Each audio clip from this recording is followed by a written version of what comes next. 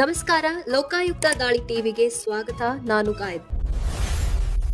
Metro ಪ್ರಯಾಣಿಕರಿಗೆ ಕೊನೆಗೂ ನೆಮ್ಮದಿಯ ಸುದ್ದಿ ಸಿಕ್ಕಿದೆ. ಟಿಕೆಟ್ ದರ ಏರಿಕೆಯಾಗಲಿದೆ ಎಂಬ ಆತಂಕದಲ್ಲಿದ್ದ ಪ್ರಯಾಣಿಕರು ನಿಟ್ಟುಸಿರನ್ನ ಬಿಡುವಂತಾಗಿದೆ.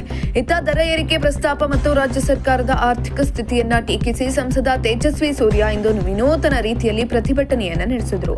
ಆರ್ವಿ ರಸ್ತೆ ಮೆಟ್ರೋ ನಿಲ್ದಾಣಕ್ಕೆ ಕೈಯಲ್ಲಿ ಖಾಲಿ ಟ್ರಂಕ್ ಹಿಡಿದುಕೊಂಡು ಬಂದ ಅವರು ರಾಜ್ಯ ಸರ್ಕಾರದ ವಿರುದ್ಧ ಹರಿಹಾಯ್ದರು.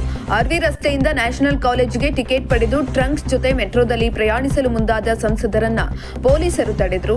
ಮೆಟ್ರೋದಲ್ಲಿ ಪ್ರಯಾಣಿಸುವ ಮುನ್ನವೇ ಸಂಸದರನ್ನ ಹಾಗೂ ಅವರ ಕೈನಲ್ಲಿದ್ದ ಟ್ರಂಕ್ ಅನ್ನ ಪೊಲೀಸರು ವಶಕ್ಕೆ ಪಡೆದುಕೊಂಡರು. ಇನ್ನು ಪೊಲೀಸರ ಕ್ರಮದ ಬಳಿಕ ಮಾತನಾಡಿದ ತೇಜಸ್ವಿ ಸೂರ್ಯ, ನಾನು ಮುಷ್ಕರ ಮಾಡುತ್ತಿಲ್ಲ, ಪ್ರತಿಭಟನೆಯನ್ನು ಮಾಡುತ್ತಿಲ್ಲ, ಟಿಕೆಟ್ ಪಡೆದು ಪ್ರಯಾಣಿಕನಾಗಿ ಮೆಟ್ರೋ ಏರಲು ಬಂದಿದ್ದೇನೆ. ನನ್ನ ಕೈಯಲ್ಲಿರುವುದು ಬರೀ ಖಾಲಿ ಟ್ರಂಕ್ ಅಲ್ಲ, ಇದು ರಾಜ್ಯ ಸರ್ಕಾರದ ಪ್ರತೀಕ. ಸರ್ಕಾರವೇ ಹೇಳಿಕೊಂಡಂತೆ ಅವರ ಬಳಿ ಶ್ಯಾಡೋ ಕ್ಯಾಶ್ ಸಪೋರ್ಟ್ ಕೊಡಲು ಹಣವಿಲ್ಲ, ಖಜಾನೆ ಖಾಲಿಯಾಗಿದೆ, ಅದನ್ನೇ ಈ ಟ್ರಂಕ್ ಸೂಚಿಸ್ತಾ ಇದೆ ಎಂದು ವ್ಯಂಗ್ಯವನ್ನ ಮಾಡಿದ್ದಾರೆ. ಒಂದೆಡೆ ಮೆಟ್ರೋಗೆ ಹಣಕಾಸಿನ ನೆರವು ನೀಡಲು ದುಡ್ಡಿಲ್ಲ ಎನ್ನುತ್ತೀರಿ, ಇನ್ನೊಂದೆಡೆ ಕೋಟಿ ಕೋಟಿ ಖರ್ಚು ಮಾಡಿ ಟನಲ್ ಮಾಡುತ್ತೀರಿ ಎನ್ನುತ್ತೀರಿ. ರಾಜ್ಯದ ನಿಜವಾದ ಆರ್ಥಿಕ ಪರಿಸ್ಥಿತಿ ಏನು ಎಂಬುದು ಜನರಿಗೆ ತಿಳಿಬೇಕು.